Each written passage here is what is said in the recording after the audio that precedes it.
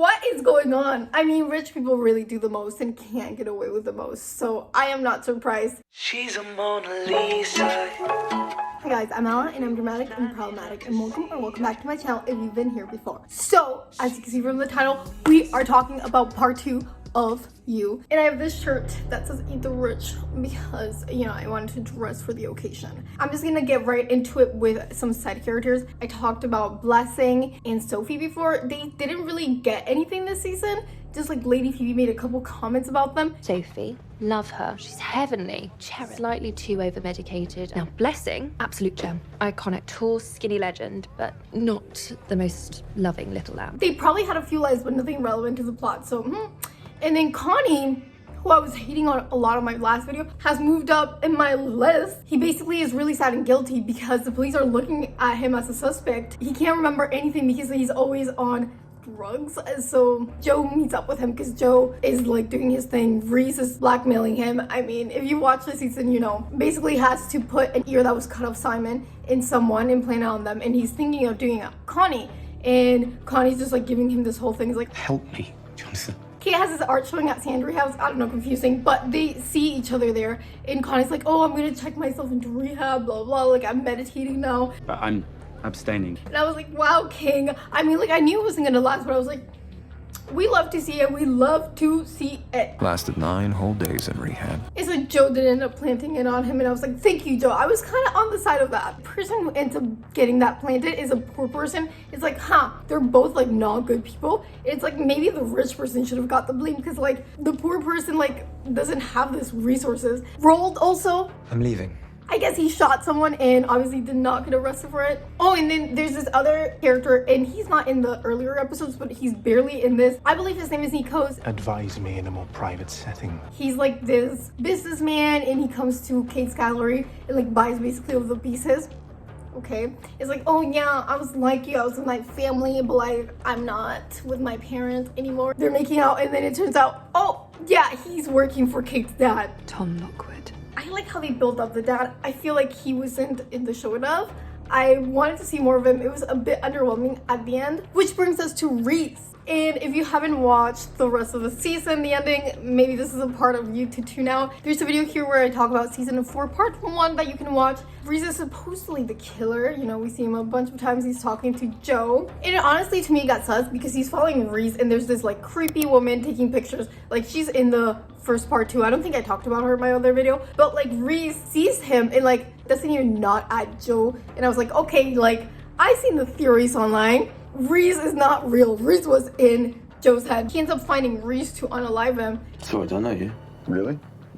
Like literally doesn't recognize him. Once we 100% know he's like not alive anymore, there's the hallucination. And you know what? I'm not surprised. Like, I don't know why I shouldn't have seen this coming before. Joe is hallucinating all the time. I'm hallucinating. I know for sure seasons 1 and 2, he hallucinates. When he was like at Peach's house or whatever, he's hallucinating Candace there the whole time. Once he's in LA, he's hallucinating back everywhere. In this season, he starts hallucinations too when he bangs his head in a glass. I'm not Joe. We'll talk more about that when we get to Joe's side. Oh my god, let's talk about Marienne. I didn't have a section for her in my last video because she wasn't that relevant. I didn't like her that much season 3, and I just was like, what is going on? Like, this feels very rushed, very strange. I mean, how can you not love Marienne this season? Halsey, Bells in Santa Fe playing while she's having this montage of being locked in this cage for like God knows how long. I didn't expect them to execute it so well because sometimes you can be a little sus. The episode is narrated from her like, Once upon a time, a nightingale and her little chick shared a nest in a magical land called Paris, France. it's like she's reading this storybook that she wrote to her daughter. I don't have words for it. Joe didn't just steal her necklace and then let her go. No, slips something into her coffee and kidnaps her. First, they're in this weird apartment, and then he takes her to like this abandoned place. How does he set up these cages? That's the part that I'm most confused about in this show. Not my area of expertise, cage making, I'm sorry. Their interactions, like as he's like starting to get obsessed with Rhys, Rhys becomes his new you, and he's like basically ignoring Marienne. Tati Gabrielle this season, who plays Marienne. I mean, someone get her an Emmy or whatever the fuck they're called for TV. She needs that. And obviously Nadia does find her. And I'll talk about Nadia later because she was the first character to be shown. The contrast of how Joe treated like the protected character in season 1 versus season 4, because Nadia was like the protected character, quote unquote. So next, let's talk about Adam. I'm sure Phoebe will be more than happy to marry a financial and emotional black hole. It was so fucking disturbing. Takes advantage of her bad mental health situation and gets married to her. Trampoline is playing in the background and like the lyrics, oh my god, she looks so miserable. I'm just like, girl,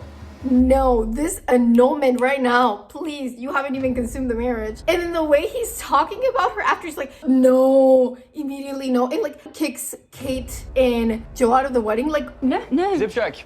Show them to the door, please. Phoebe, look at Just get them out of here. isolating her completely from her friends. At the beginning of this part of the season, he trades his fucking card collection for a ring, a diamond. It's not even a trade, it's a bet. He bets it. If Phoebe says yes, well, you get a wife and unlimited money bags. And if she says no? You return the stone and I keep the car collection. He proposes with the diamond and like at that time she said no. And so he lost everything basically. Kate, I'm homeless. And then he proposes to her with, Some twine that I found on the floor of the pub.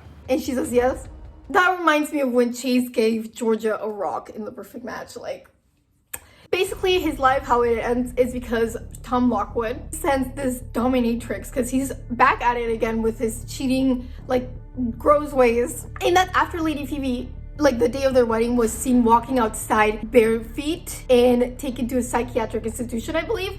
I am just so glad that my wife is getting the help that she so desperately needs. Wow, you're awful. And honestly, like, I know Kate's upset that her dad does this, but like, am I Team Lockwood on this? Yes, I am. I'm sorry. Adam, get me out. He thinks he's gonna have the best time of his life, and then these other guys come in, and he's like, whoa, what's going on? Say like, I'll double everything. I'll give you guys more money. she's like, The problem here is that you think money can save you. and he's like, Everything's about money. nah, bruh, nah. He's unalived. And eat the rich. Do you think the waiters or whatever that were peeing on him, like, that's not really consensual? He's the boss. Like, if they say no after he propositions, is he gonna fire them? Lady freaking Phoebe, oh, she went through it. I mean, like, how bad do I feel for her? Because she could have got help, but like, honestly, she was probably going through some sort of manic episode. Like, even someone said that. Honestly, Phoebe's having some sort of manic episode. I found these on the floor. She's really upset by what's going on, and so she gets back with Adam, moves in with him, and like, he's then blocking all the calls from Kate to her cell phone. You've been avoiding me. No. Ew, he's creepy as fuck. The tea is that lady who's photographing Joe and everyone, she ends up getting a job as a waitress at Sundry House for the art showing that Kate is having. Very strange. And says to Lady Phoebe that The police have asked me to quietly escort you to the safe room. and takes her there and then locks her. So ends up being her stalker. Just says like, you talk to me through the television. And it has this like carved tattoo of like soul sisters, and is trying to carve it with a knife on Phoebe. And obviously Joe gets there and is like talking through the door. They're able to convince the lady to let him in, and he ends up planting the ear on this woman. She obviously just had like mental health problems. Not okay to stalk someone like this. But like Connie, I mean, did Connie hurt anyone? I guess Connie's just hurting himself. Neither of them should be framed. It should be on Joe, because Joe's the killer. As much as I want to be like moral about it, I want Joe to get away with it because Joe's the main character, and if Joe doesn't get away with it, the show ends, obviously. And I did want the show to end, but with the direction they've taken now, I'm like, I could be down for another season, you know?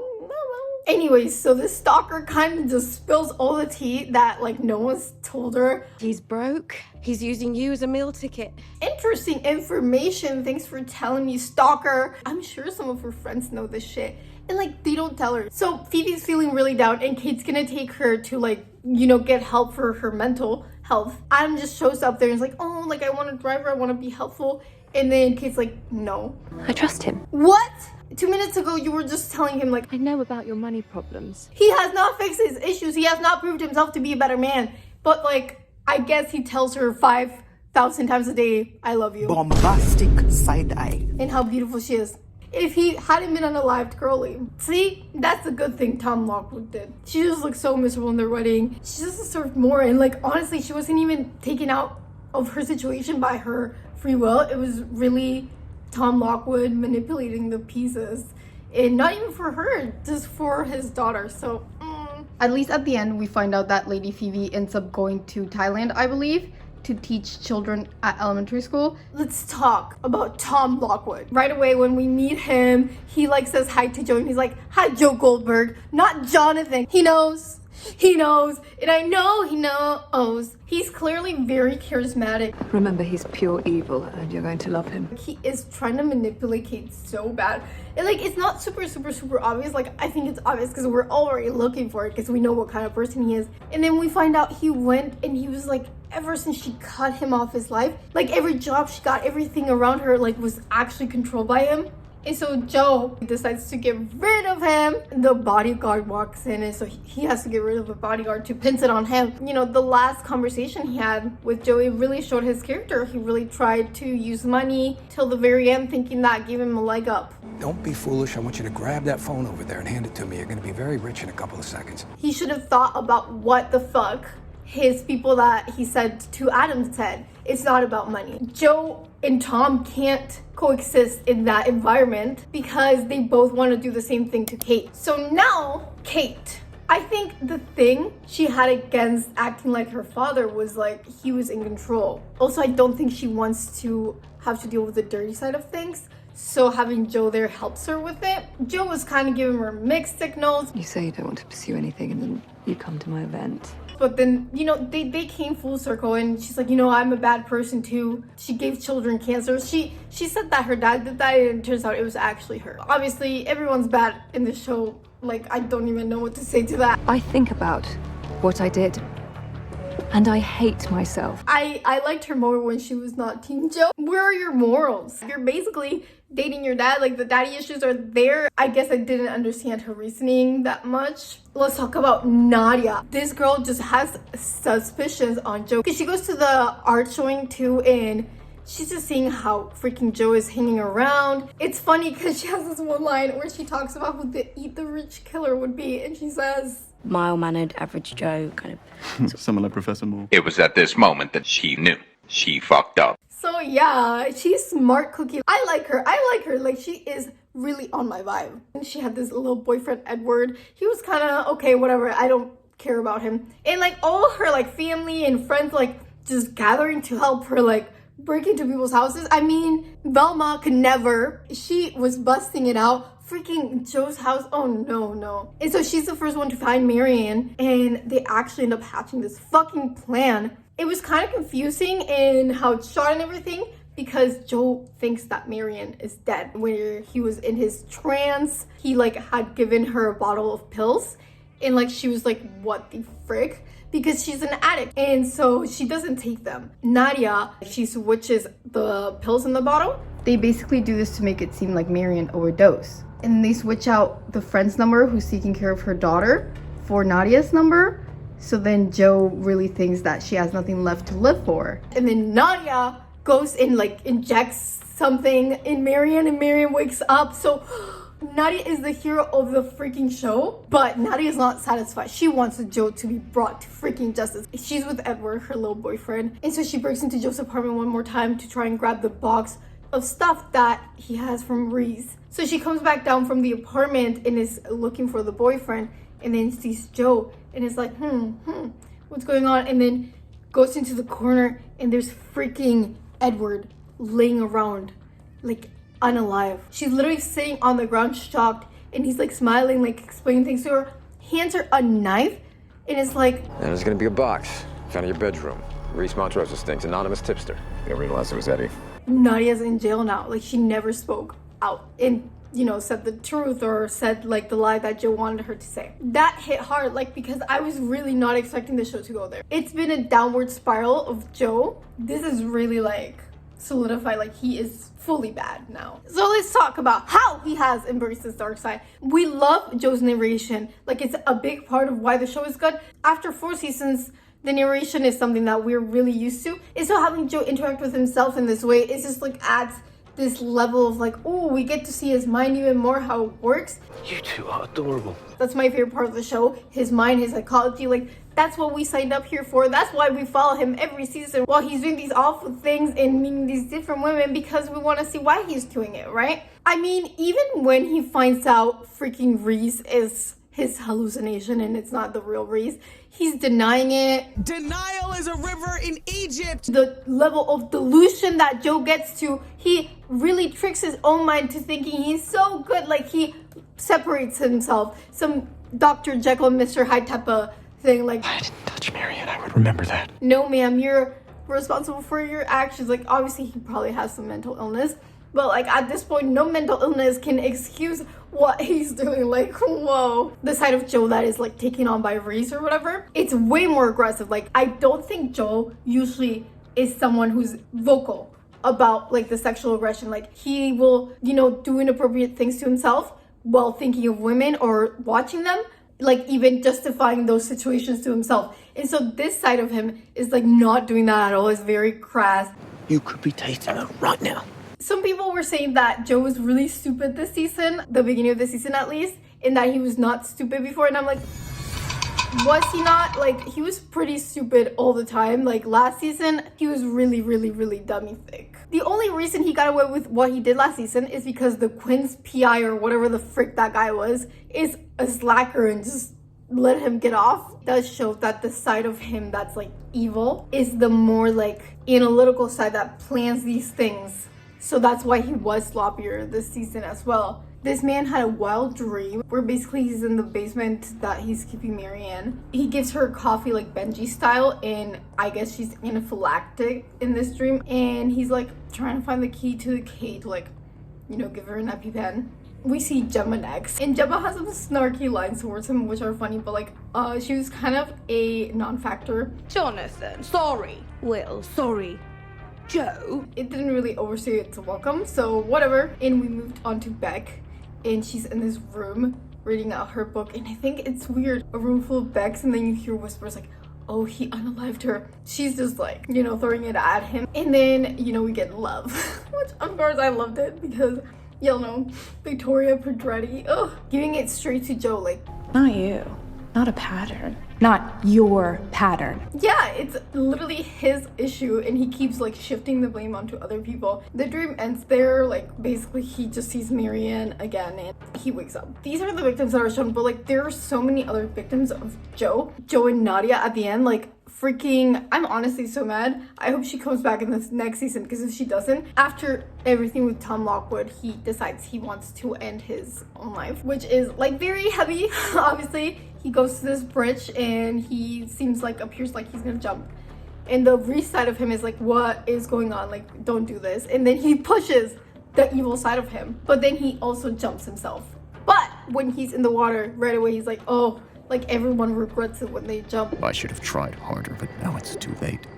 But he's saved and he wakes up in the hospital, and Kate's there, visits him, and is basically asking, is this an accident? And he's like, I can't start this new life lying, like I need to be honest. And starts confessing to the past. I mean, like, it cuts out, but I don't know if he tells her like literally everything. She is gonna scrub the whole internet of everything that says he's a bad person and just like rehabilitate his image. And he's gonna be able to go back to you as Joe Goldberg. Your story really is incredible, Joe. What is going on? I mean, rich people really do the most and can't get away with the most. So I am not surprised. And it is a TV show, so. Now that he's embraced his dark side, like, season 5 should be really interesting in my opinion, because we're gonna get to see full unhinged Joe, like, go at it. This is like where I wanted us to end season 3 at, honestly. His head turns real fast, so he could also just start being obsessed with other people next season. I mean, I don't know. And so yeah, like, what do you guys think of this season? Did you like the ending as much as I did? Obviously, this is like my second favorite season at this point. And whatever you think, just let me know in the comments.